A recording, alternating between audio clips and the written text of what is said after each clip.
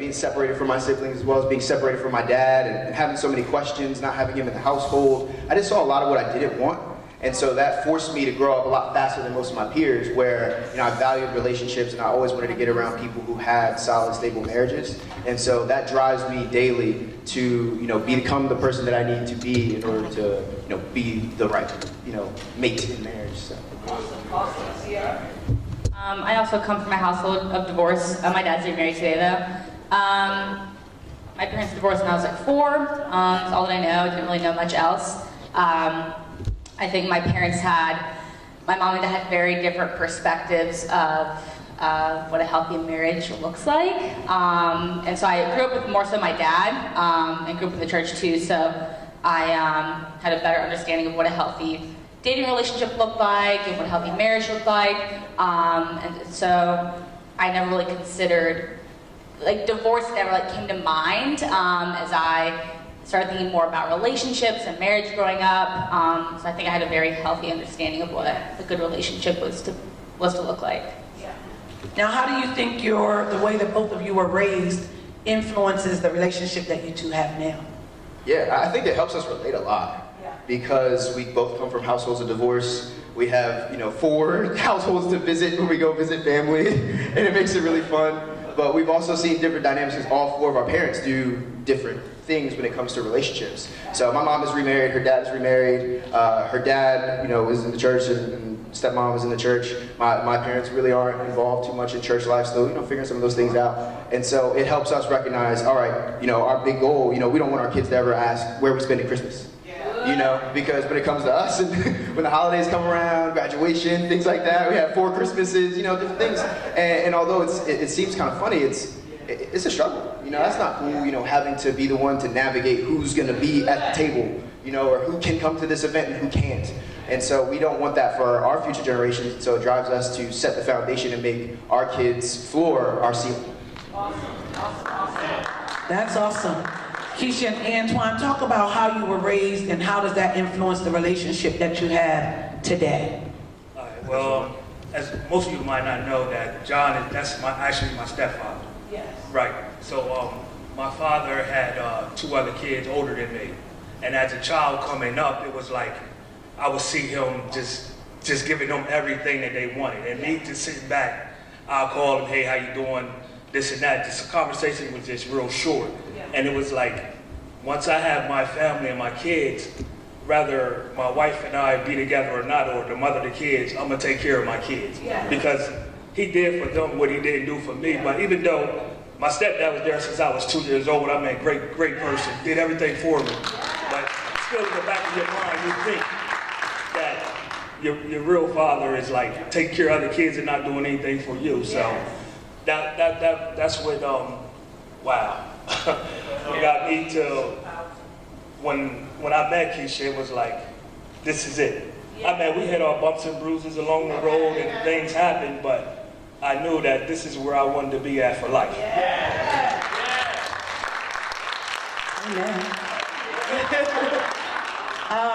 I was actually raised by my grandmother, and I am the only girl. I have 4 older brothers.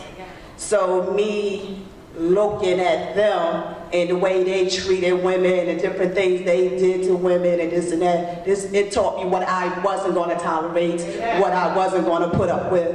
But for the most part, I learned through life. I learned through life, and I just knew what I didn't have growing up. I just, it was very important for me to have when I created my own family.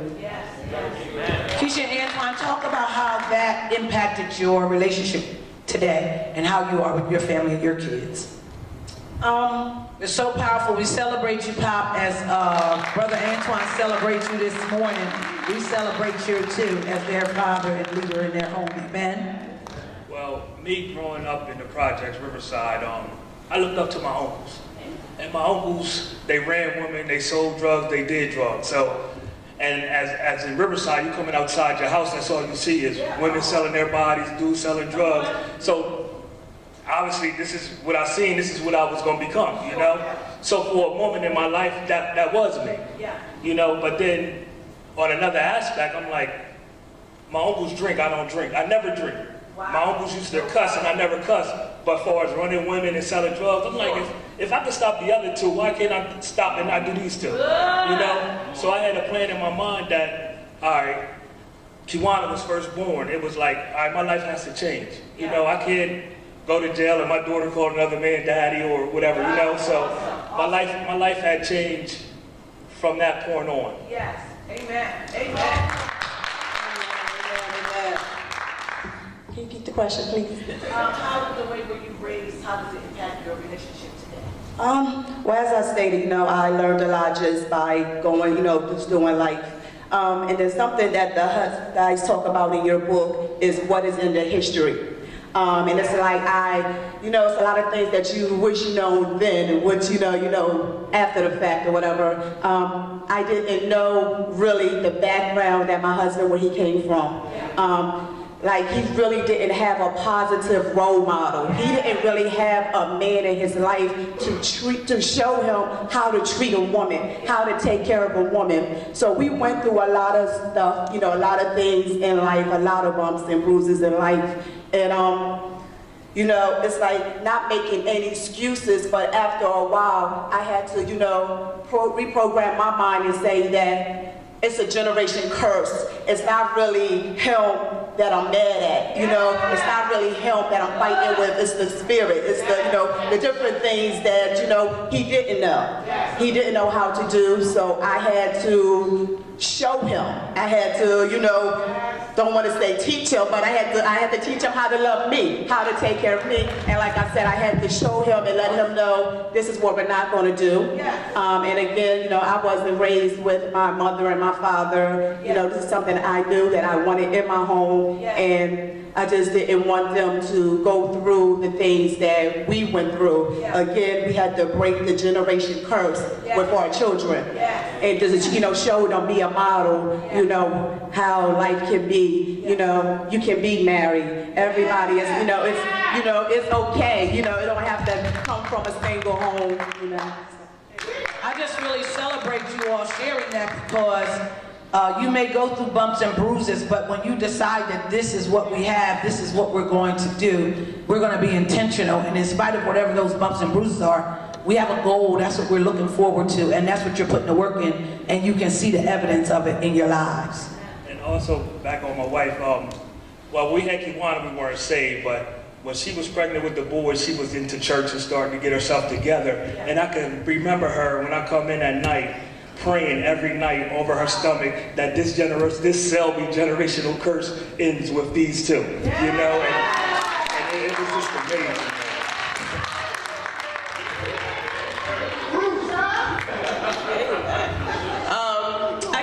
My husband, he had to come a different way, and I say that because my dad was in the house. I had the best dad, I had the best mom, and they were in the house together, and my dad loved Jesus, and the level was very high. But as we were talking yesterday, coming from Taylor May, it wasn't just my parents, it was my uncles. They were all in the house loving God, my grandmom, so he had a whole lot to live up to. So I know what a healthy marriage and relationship looks like. I was going to say, also talk about how that impacted your relationship that you have today. Just knowing that what I should do and helping him along the way, because he'll share, more about, how he grew up. But.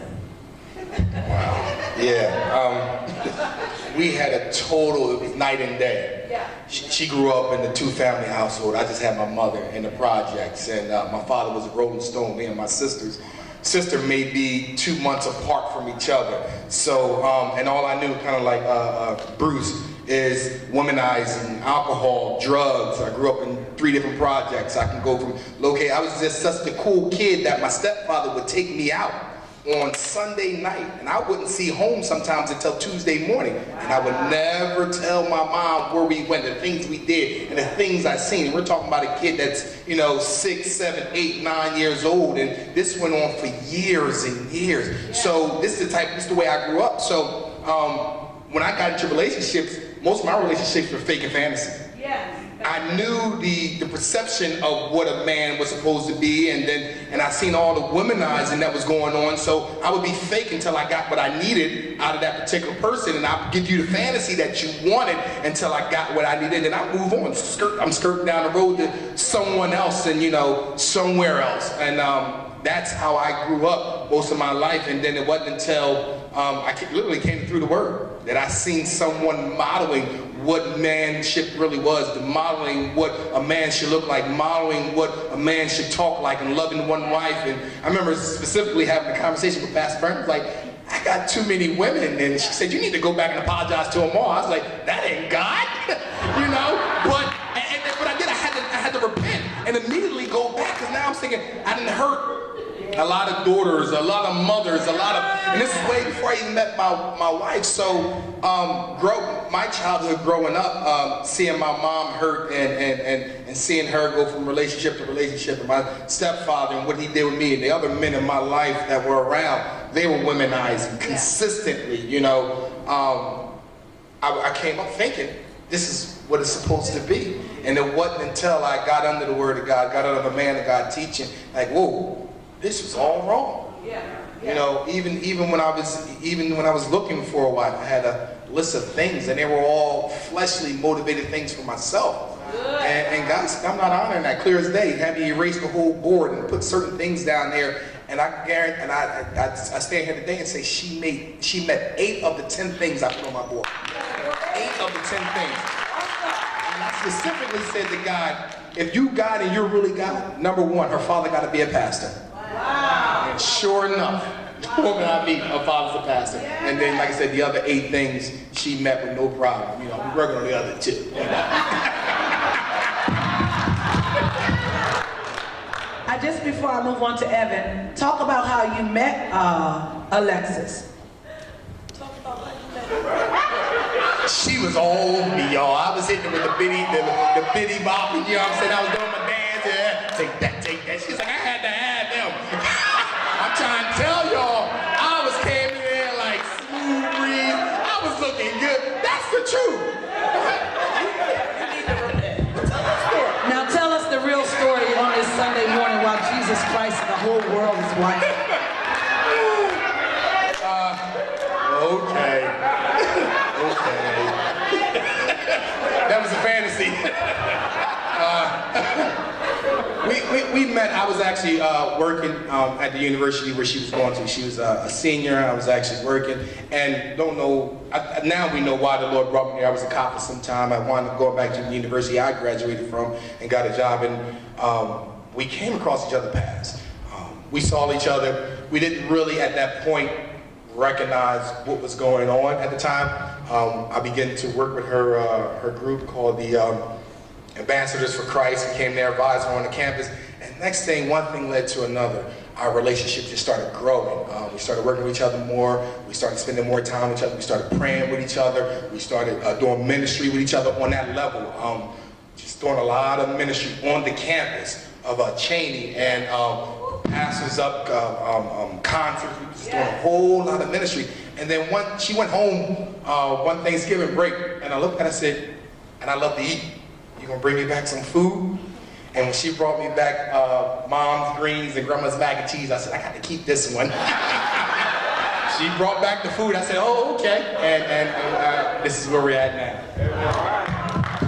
Celebrate God. Evan, talk about what it feels like in the midst of this moment, especially during Valentine weekend, and as a single, the pressure and the positives of what that feels like.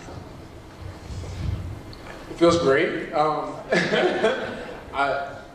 I'm single by choice, so it took, you talk about the pressure. I mean, I feel like the pressure comes from the world in terms of like what you see, whether it's on social media or what you know your friends are doing. That might have like that picture perfect relationship, if you will. But that only like affected me when I didn't know what kind of relationship I wanted. I don't like, a part of me like, I would say like envies Vince and Sierra but I don't want their relationship. They're not married yet.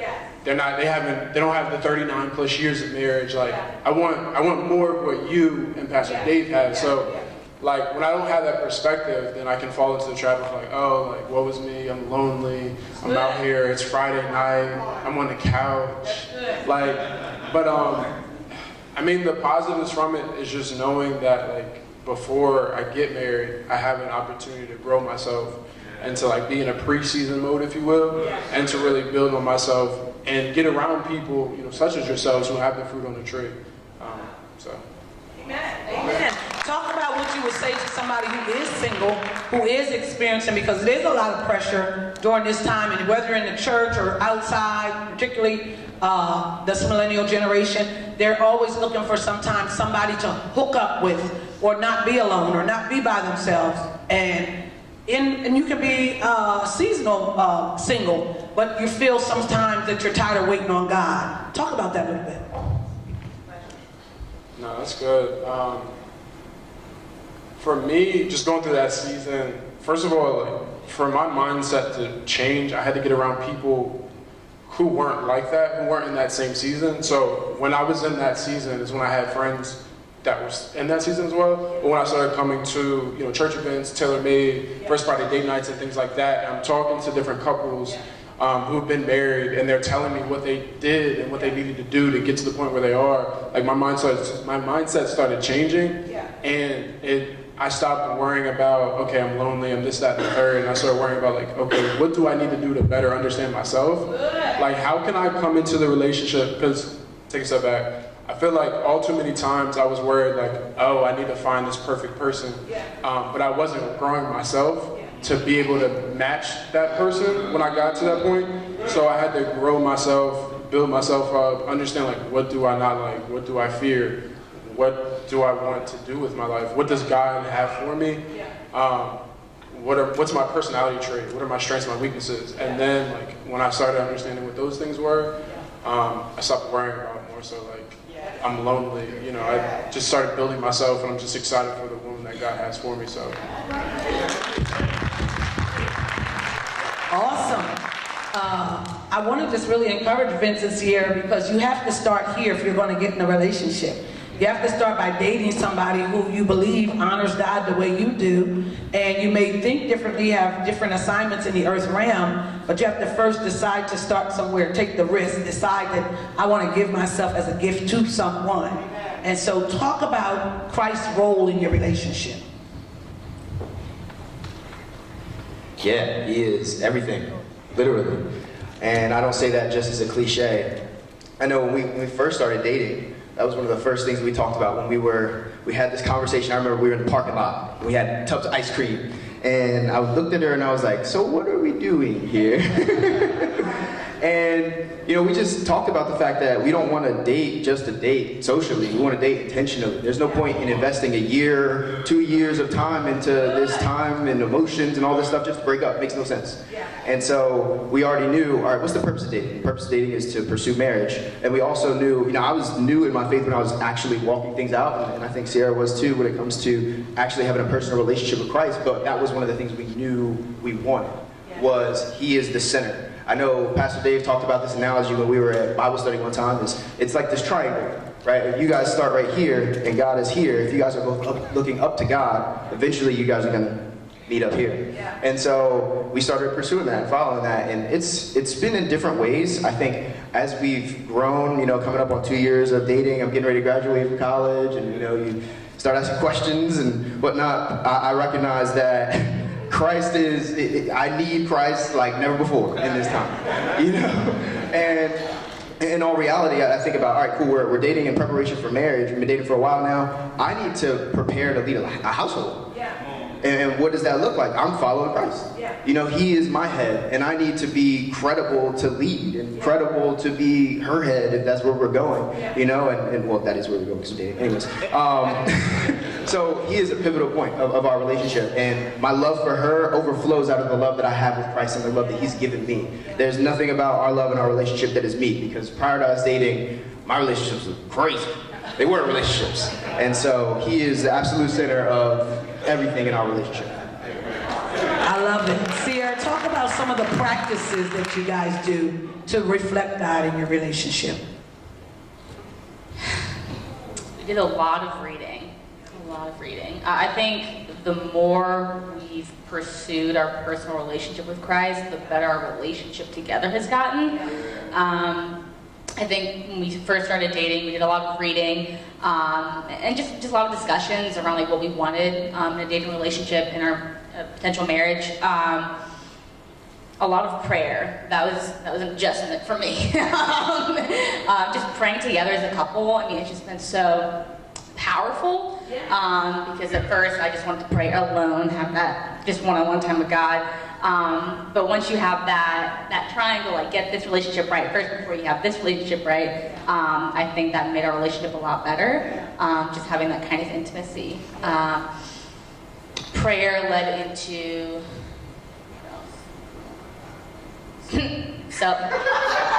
celibacy is a big one.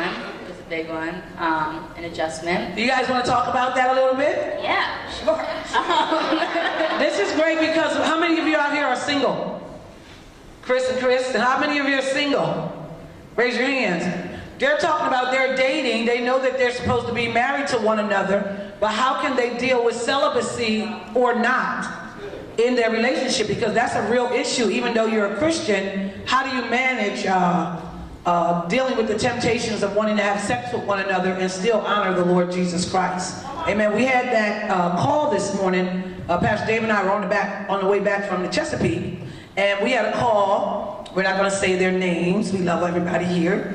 Had a call about a couple who was dating, really cared for each other, wanted the best for each other, but it was Valentine's and he found himself wanting to have sex.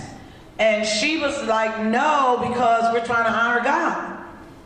And she was feeling bad, and he was feeling like, well, we know we want to be with each other, we want to be married, we're not going to be with anybody else. And she was like, Pastor Byrne, I was like, listen, kick the brother out. No. I said, listen, I know what I'm going to share with you, but what is the Father sharing with you? Because I'm not going to be with you all the time. You're going to have to stand on the Word of God for yourself. And she said, well, I really know that I don't want to have sex before we get married. I want to maintain a nice relationship. I want us to grow in Christ. She said, but this made me realize that we need more time. We need counsel, you know, and they're precious and we love them and we want the best for them. But this was real for them. Yes. And what I loved was that she didn't try to sweep it under the rug and act like it wasn't an issue. Amen. She reached out and said, listen, even though it's Valentine's weekend, there's so many things that we can be doing other than feeling like this is the moment that we have to go and be together when we're not married. Yes. I said, well, wonderful. You answered your own question. We're super proud of you. No matter what, Jesus loves you. Yes. So I said, if you found yourself in that space and you really know that it dishonored God, then you need to repent and then you need to make sure you two are on the same page. Amen? So Vincent was the one that brought up the topic of celibacy when we were recording, and it was a shock to me. But no, it was a hard discussion, and even like, yeah, we've been dating 2 years. It's still something we're dealing with. We've had lots of temptations, and we definitely have like a whole year of just like a cycle of having like oopsies and then being like guilty and then doing it again and like feeling guilty. So coming together and having that kind of communication, we're like, okay, we can't have this cycle anymore. Like it's getting ridiculous. And so we kind of backtracked to see, okay, what's that fine line where you're getting too close to breaking that boundary, I guess. So we've put up a lot of boundaries before we even come close to having those kinds of temptations. So. Awesome. I just praise God. Feel free to follow up, Vince. One of the things that they said was so vital was they had to recognize, put in boundaries. They see a process that needs to be addressed and be able to have the courageous conversation and speak to it and then put your teeth into it, something that's going to be put in place so that you can know how to manage it. And just to clarify, we are celibate. We've never had sex at all. No, we've had oopsie moments where we've crossed boundaries that have led to lusting moments, and we gotta be like, get away. Yes. So, yeah, don't touch me. Yes. That is what we mean by sex. I just want to clarify. Take your tongue out of her mouth. Take it out your mouth. Truth. Okay. It's truth. There's no flies down there. Get a fly swatter. None of that. Because you know, one thing leads to another, you're excited, and it's only natural. How many of you know what I'm talking about, or you're not here and you're perfect? Let me tell you something, when you care about somebody, you want to be with them, you want to make love with them, you want to be able to enjoy them, you want to do all the things that God said would be amazing when you get married. And so how do you talk about that right now while you're single and dating, particularly when the culture is meet, greet, and just go ahead and eat? But all that is the thing that we're a part of. That's the type of culture we live in. And as a result, you know, if you're not conscious of that and you haven't eaten in a long time, so then you think that I can't wait to you know, who's paying? Something you start thinking about. And so you have to decide, if you're not in the Word of God and you're not in fellowship and you're not in a way that's being built up and strengthened with a standard, then you're going to be susceptible to the next meal that's being offered, even if it's food that you don't like. And so you have to decide, you know, I want to be able to use this moment to honor God. Yeah, and can I add one more thing to that? And I had this moment where, like she said, we went through this cycle. I had to get right by myself. I had to get my own personal heart right. You know, it's one thing where, yes, we are a team, but you know, if I think about our role down the line, I'm going to be the leader, right, in a sense. And so I had to get myself right and got alone, and I recognized, you know, I was struggling with this because what I wanted was the feeling of freedom from sexual immorality, right? And if I was pursuing the feeling of freedom as opposed to a growing personal relationship with Christ as my God, then, you know, that feeling is fleeting. You know, if I'm fighting or pursuing the feeling of freedom, then the feeling of, you know, sexual gratification is going to overbear at some point in time. And so, you know, I had to just get my heart right and just say, look, Christ, I want you to come into my heart and really cleanse me. And I had that personal moment where I got alone and it was just me and me. And I had to analyze my heart in that area. And as soon as I got my heart right, you know, I had to bring that to her. We had that conversation about it. And since then, you know, I've had moments where I recognize my heart may be lusting after her. We may be just chilling, just watching a movie, and we're just a little too close, and I have to take a step back. Yeah. And it seems that's so good practicality. Crazy. Yeah, absolutely. And you know, there's moments where we get upset with each other because we're both physical touch people with love language. Yeah. But you know, I would rather upset her in the now than upset her as my wife because I couldn't control. So if you're upset and you're here today, just know that eventually you'll be free to celebrate. Antoine and Keisha, talk about the role of parenting and what that has when you're getting married and the decisions that you have to make and the challenges that come with that and the excitement that comes with that. I have 5 kids, but 2 together.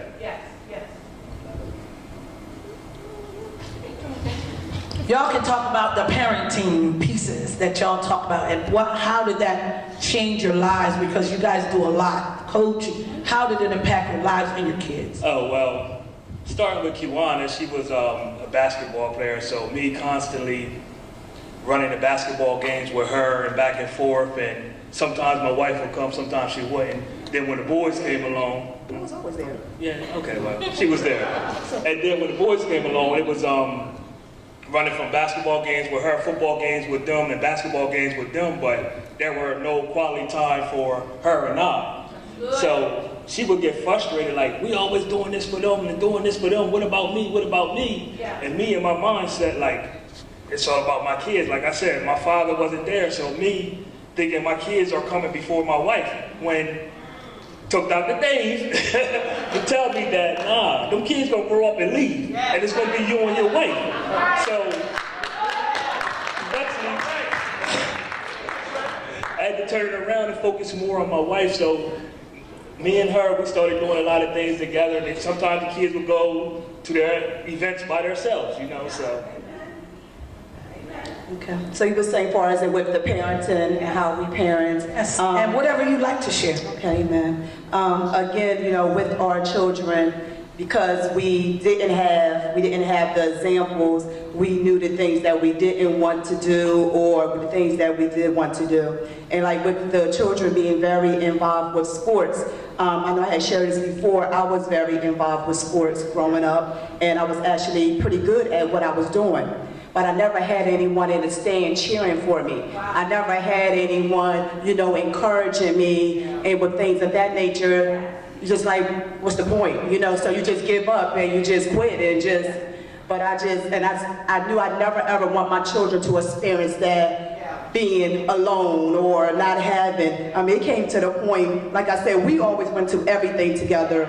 It was at the point when we used to go to basketball games or football games, like, other children just gravitated to us. Like, we always took extra snacks, and because they didn't have like their parents and everything. And I'm like, wow, like these children, that's going to affect them, And I know because how I feel as an adult, when I sit back sometime and just think about, okay, if I had this, I would be probably a better person today, or further along in life. And I just know the hurt of what it is to not have. And then with another thing, once I started having children, like with Kiwana, prior to Kiwana, I was a loose cannon. I was wild, I was out there, just different things. And then it just came to the point where I was like my mother, she passed away when I was a very young age, and not having a mother, that like really, really hurt. So I knew I had to do things to change my life around, because I don't want my children to be here without me, I didn't want them to experience that pain, without, not having a mother. So I had to definitely, change my lifestyle to be there and, to do things, be a positive role model and everything for them. Awesome. Wow. Minister Raheem and Alexis, talk about your process of blended, but also talk about your process now. I'm always excited for both of your testimonies, particularly because I saw how God used Alexis in the life of your children, and then how God just have brought you to such a powerful place at this time. Help people understand how it can happen and the realities that come with that, because it doesn't always work out the way I want it to. So when I met my husband, some of you may not know, many of you may not know, he had 2 children from a previous relationship. So we were dating, but I had my mom, who was like very instrumental in my ear. She's just kind of like, you want to do this? You sure you want to do this? Kind of a thing. So I think for me, it changed the way we were dating, and really considering being married. So I know we spent time with the kids together. We would do different family-like things. It was never a forceful thing, I think, for them. Eventually it became, more natural for them to call me mom. It was kind of like Apostle and Mom Dad. It was just Miss Alexis, which was fine. I'm okay with that. I really didn't want to be the full-time mom. I know I've shared that before, not in the beginning of our marriage. It was like, I could be the cool stepmom on the weekends, but it didn't happen like that. Their mom ended up passing away, so it was immediately, we really didn't have a chance to be newlyweds. It was like, all right, we got married, and immediately, 2 months, I guess, we got their things together, and I became mom. Wow. Wow. Yeah.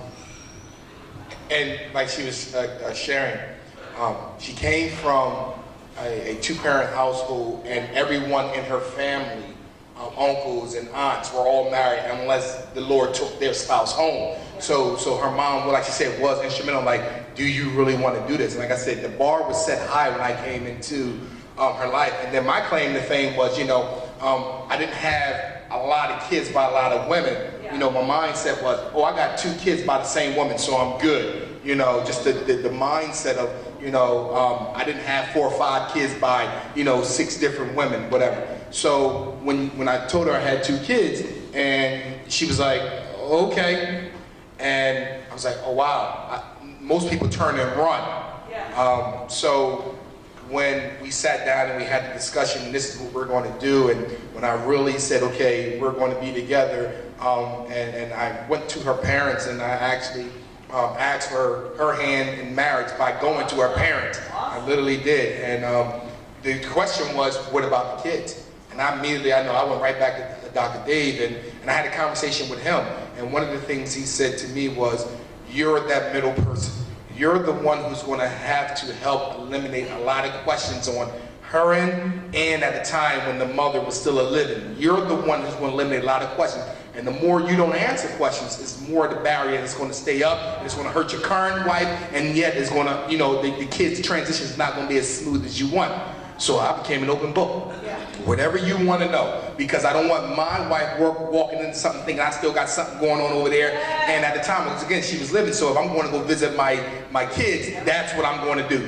Visit my kids, pick them up, bring them over here, or if I gotta deal with a situation, I gotta go over there and deal with that situation, not that I'm dealing with my kid's mom at the time. So I became an open book. But like she shared, their mom passed away.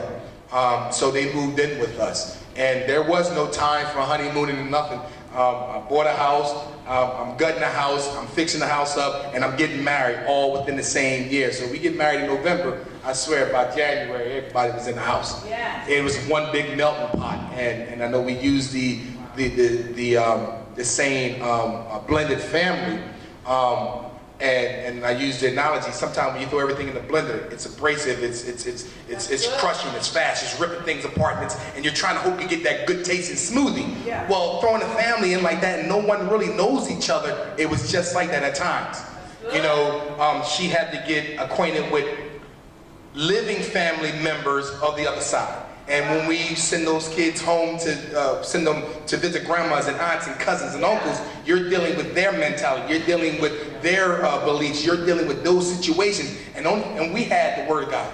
Yeah. And we kept saying what we're going to do in this house. And there was at times we had to give them the riot act. Hey, listen. Yes. No, for me in our house, this is what we're doing. Yeah. And almost so that, okay, we will not send them over there. We won't be doing certain things because we're going to honor the word of the Lord concerning our marriages, concerning our kids, concerning our homes. So there were some ups and downs, but over time, it was like a crock pot. And anybody who's any type of cooking, you put all those spices in there. You get the roast, you get the potatoes, you get the carrots. You start putting it in there, and then you walk into a home on a Sunday evening after that stuff has been marinating all day. It's the aroma that you walked into. So we walked into an aroma. Now, as much as I love my kids, I think they love her so much more. They love her so much more because they bust it up with her. They'll call her, they'll text her. I'm the dude when they need money. Dad, you got money? Yo, you got a couple dollars, and they be like, hey mom, happy birthday, Merry Christmas, blah, blah, blah. And she's like, you call them, you pray for them, and then she makes sure that I'm on top of doing what I'm supposed to do. As a father sometimes, because my thing is just sometimes go, fix. And she says she got to slow me down and say, whoa, did you? We got the little ones in the house, we got the older ones out of the house. Did you call? Did you do this? Did you do that? And I got to make sure I pull myself back and say, you know what, yeah, you're right, I forgot. Awesome.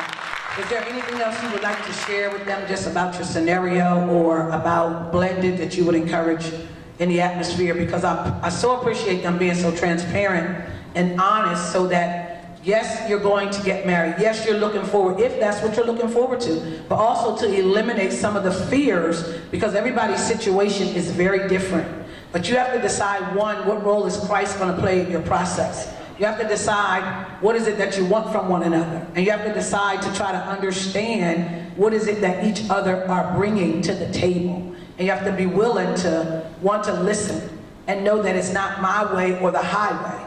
It's the way of the Lord. Or what way do we want to decide? So there's a compromise that can benefit the plan that we have set for both of our lives.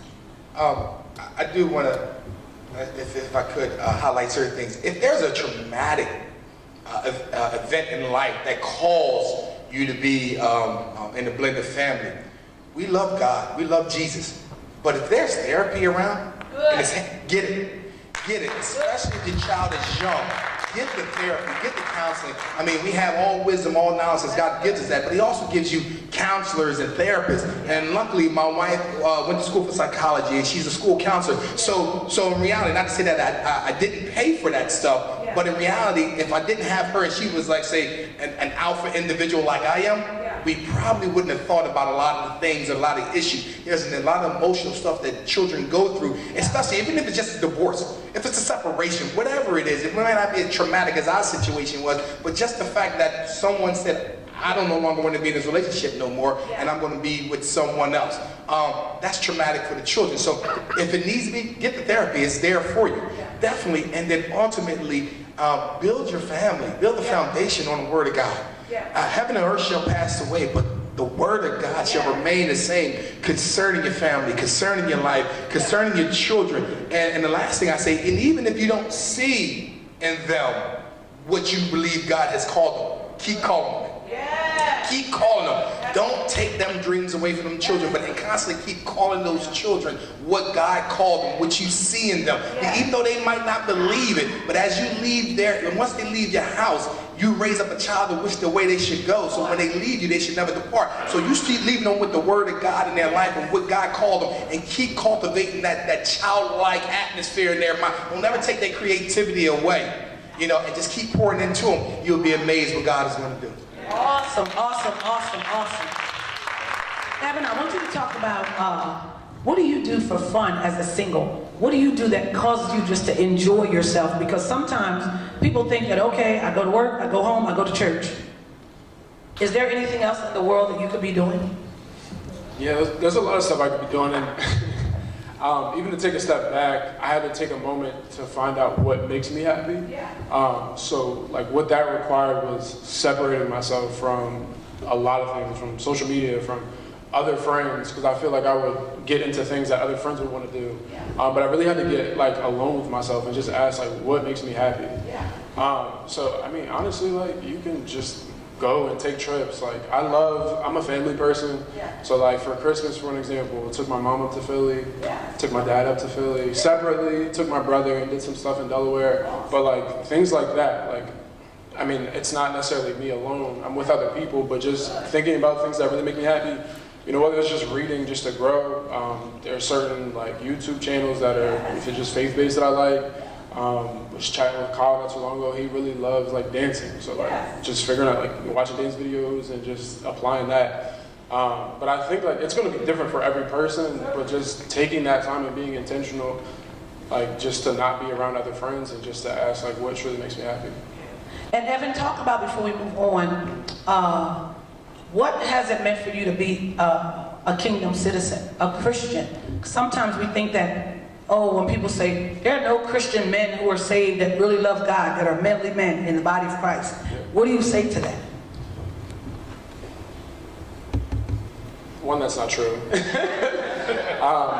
But for me, what it means is, I mean, just with my background, you just gotta be real with yourself. Like, with my background, I grew up in a household, both of my parents, they believe there is God, but they don't actively partake in going to church. They're not, Jesus isn't their Lord yet. So that's how I grew up. I went into church maybe a handful of times. So I saw what their life ended up being like, and then I came into spaces like this, and I saw what your guys' life ended up being like, what their lives ended up being like. I was like, there's a huge difference here, and I can see God is the difference. Right? So with myself, like, I know something that to get out of like the world's perspective, I had to realize that voice that's always been speaking into me, like that's the way I need to take. So with that, like, I'm blanking on the question. just following the Spirit is just really what's been with me, and just being honest with what He's been saying. I mean, I could go out and be in the street, I could go out and be doing anything, but I know that's not where He's been telling me to go. So just being true to myself and following that light, if you will. We just appreciate you sharing, just being honest, being transparent, and recognizing whenever I hear you, I just keep hearing that you have to make a decision. Everything you do from this point on, it's a decision. And you can choose either way you want to. You can choose to be progressive and productive, or you can choose to be stagnant and stuck. Whichever way it is a choice. Amen? I wanted to ask the rest of the couples also, what do you do for fun?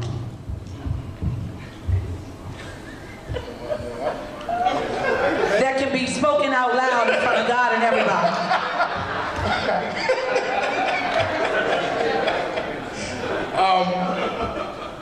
around those times. If it's, when she was pregnant, we had the older two. So certain things I did, I paid for the piece. Yeah. So when she didn't work, I still paid for childcare. Yeah. Didn't matter. If she was a school child, I paid for peace. And then what I would do was like, listen, let's just walk the mall. Yeah. I think we walked maybe every mall in the tri-state area. And we wasn't minding. We was walking malls. If I got the opportunity to just come get her in the middle of the day for lunch, I would snatch her up and take her for the middle of the day for lunch. I do something that my father gave to me. I don't let the FTD man show my wife how much he loves her. So when it's time for flowers or whatever, well, I'm at her job. Chest all out, I'm poked down, I'm bringing flowers or balloons or whatever to the job for her. They like, for what? Because she's my wife. You know, so whatever I can do. I purposed to not, the only thing she had to do for Telemaid this week was get in the car. I took care of the daycare. I took All care. right, celebrate. I took care, you know, I packed the kids' clothes. That's something that I never really do. She's like, oh, he's excited. He can pack the clothes and everything is ready to go. So every opportunity when I know that I have that, you know, to get away from the kids or to get away just for myself and not for fleshly gratifications, but just because, and I think Apostle said it yesterday, as I'm getting older, I just want her to hold my hand. I just want her to touch me. No, I just want to lay up under my shoulders when you know, get off the couch, kids. I'll kick my little ones off the couch. They're like, Dad, why you kick me? Because this is, get off my couch. And because I want Mom next to me, and you know, but whatever little time I can steal away, even in the midst of my busy job or our busy day. If I could just get her to touch me, lay up under me, and you know, somebody's even asked, did we go, when the last time we've been to the movies? And we was like, we don't know because we're so, but I was like, but the moments where we can sit there and fall asleep watching Netflix, I'm content with it. You know, as long as she's up under my arm. So that's the kind of things we do now. And remember, Minister Raheem is an investigator, and he's a cop who's an investigator at a high level, and she is always contending with children every day as a guidance counselor. So they're both dealing with, and each of you are in your relationships doing what you do. So by the time you come home, how do you maintain that energy, excitement, and passion and still want to encourage one another? Because sometimes those moments can be, look, I worked all day too. Look, you worked all day. Okay, where's this? Where's that? You know, the kids need this. Oh, this person needs that. Where's Jesus in it? How do you establish a process so that you can communicate in a way where you're not making the other person feel obligated because you chose to be at work? So we have to think about, am I mad at my spouse because I had to work all day? No. You're coming home because you want to look forward to spending time with that person unless you see coming home as work. Decide what you see coming home as. Do you see coming home as a place of peace? Do you see coming home as a haven for your mate? Do you see coming home? See, you're both coming home. So if you're both coming home, who's making it a haven? So that means you got to plan before you get home. You have to plan maybe the day before, since you both are coming home from work. You have to plan what you're going to listen to in the radio so that when you come home, you're not rushing in talking about all the hell that went on while you were at work. So you got to condition, prepare, renew your mind. That's why the Bible says, be transformed by the renewing of your mind. Well, how does that translate to my everyday life? How does that translate to when I get home? I don't want my spouse, the kids, and the dog to feel like I don't want mommy to come home today. So think about that. I just wanted to add real quick, and something that we just started doing this year. We now do a Bible study. So we'll separately read whatever we're doing, and we have questions that go up with that, whatever chapter we read. And then so when we get home, it's something to talk about other than the kids. It's something to talk about other than the house being clean. And it keeps us grounded in the Word of God. That's something that we have not done in our relationship. I said it's something that God is calling us to do. So let's focus on that. So now we incorporate that and what we're doing, you know, outside of just the conversations that we're going to have anyway. Like the bills got to get paid, or the kids got to eat, or we got to go to this function with the kids, or we got to run here, and our weekends are planned up between now and June. It's like, oh, you know what? Let's not. It is what it is, but let's focus on the Word of God. Just praying with each other sometimes is good, but do we need more? Yeah. Amen. Awesome, awesome, awesome. Amen. I know before what we used to do for fun was always traveling with the children. You know, that was because we both just love sports, so everything they were involved in, we was always traveling. If we had to drive to Texas, we would drive to Texas. You know, just driving. But we definitely experienced that thing that Pastor Dave was talking about, as far as, you know, you're always with the kids, always doing this, always doing that. You're gonna wake up one day and be like, now what? Yeah. And we definitely experienced that. Yeah. Once our children got of age and no longer needed us as much, it was like, what do we do now, babe? Yeah. It's like we lost each other. Yeah. You know, it was like, what do we do now? So like within maybe like the last 2 years or so, we've been in the process of trying to find ourselves, our happiness, you know, together. So what we're doing now for fun is now we still being intentional and doing traveling together. Yeah. We enjoy going out with other married couples. Yeah. You know, that's the type of things that we do for fun now, is just being around other married couples, just traveling. And I'm learning, because there's be times where it used to be things that I used to want to do, but didn't open my mouth and share with him, because I was always had the mindset, why he never initiate?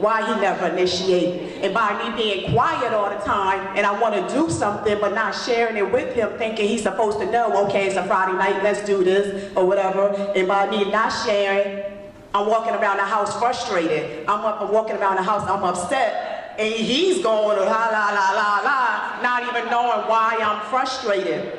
So now I'm at the point now that if there's a movie that I want to go see and I know that it may be too sappy for him and he don't want to go see, I'm going to share my heart with him anyhow and let him know. So I initiate a lot more of the things that I want to do. I love it, I love it, I love it. I love it because a lot of times, as was shared at the conference, but also women, we really have to get out of that thinking our husbands are God. They don't know no more than what we tell them. And they're not even built that way to know that this is what you would like to do. A lot of times if once you decide to tell them, they say, well, why didn't you tell me? And then your response is what? Well, you should have known this. You're not married to God. You're married to another human being who is not a female like you are. You're married to a man. And so he's thinking differently than you're thinking. And so a lot of times women are thinking romantic. He might be thinking bills, what I gotta pay, what's going on next, and da-da-da-da. And then you guys have to sit down, like Keisha's saying, and decide, put a date night in place. Put some things in place, and particularly if you know that you're married to somebody who's not accustomed to doing something, then don't dream about them doing something. If you're married to somebody who's not accustomed to doing something, don't dream about them doing something. If you're married to somebody who's not accustomed to doing something, sit down and communicate with them what you would like to do with them. Because it helps you and it helps them. And 9 times out of 10, your spouse wants to be good to you, but you need to let them know how to do that. Amen?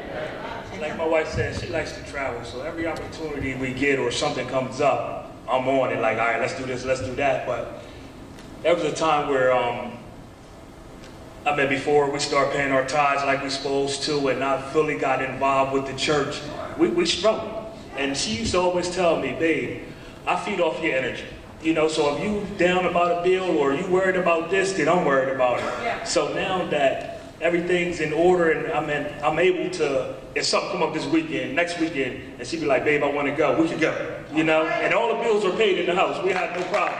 So I just like, you know, she just like to travel, so every opportunity we get, that's what we do. And as far as the movies, there's some movies that she want to see that I'm like, but now I go. Before it was like, nah, and then she'd be mad, upset at me, but now I'm learning, so I'll be like, all right, let's go.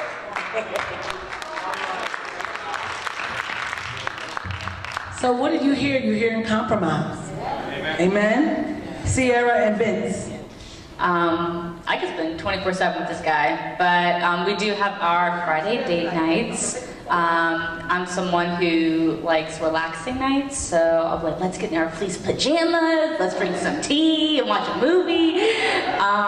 But we'll have like an occasional night where we went dancing Friday night for Valentine's, or we'll do like a puzzle, or just have like deep conversations, we'll read together. So honestly, we can just do anything together. We have fun, so yeah. I love it, I love it. Yeah, we really do have a lot of fun just being together, period. Like, this is my best friend. Like, we are so goofy, and like, we have terminology and all types of inside jokes, and I think we just decide, like, whatever we're doing, we just have fun with it. Like, if things are bad, things are good, like, I just recognize, we're creating a memory, and just have so much fun with that. But for myself, I think I appreciate Pastor Dave, and I thank you, publicly for, it was one of the men's series a little while back. You made this statement that really hit me, it encouraged me and challenged me, where you said, I want my relationship and the way that I treat my wife to look like some dirt in 2019 compared to the way that I treat my wife in 2020. And that made me wake up, because we have Friday date nights in place, and I was sort of defaulting to just like, we just relax, we just watch a movie, we just do this, but you're gonna get tired of watching the screen over and over. And so when I plan out my week, I've started to plan out our date nights intentionally. And just think to myself, it takes 5-10 minutes, just ask myself, like, what would be fun this week? What would be nice? And so, like, we went dancing at a salsa place this past week. We do puzzles, we read books, we talk about stuff, different things of that nature. And then on Monday, I'll be like, would you do me the pleasure of going on a date with me? And keeping it fresh and fun. Because, even when we get married, I'm still gonna be dating her, And so continuing to put that practice in place, and we have a lot of fun. I love it. Alexis will be our final comment at this time. I just wanted to add, along with Twan, I know I had to learn to compromise. I'm still learning to compromise. He loves to dance. I'm like, okay. After the two-step, I'm done. I don't want to do anything else. And I know when we used to go out to Tailor Made or other events, he'd be like, dance with me. I'm like, no. But I'm learning now. We were even up doing the salsa, and he got mad at me. He got frustrated with me, but I still got up.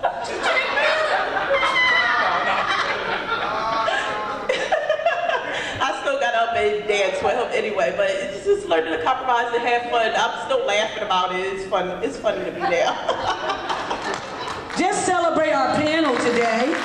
Just celebrate each of them.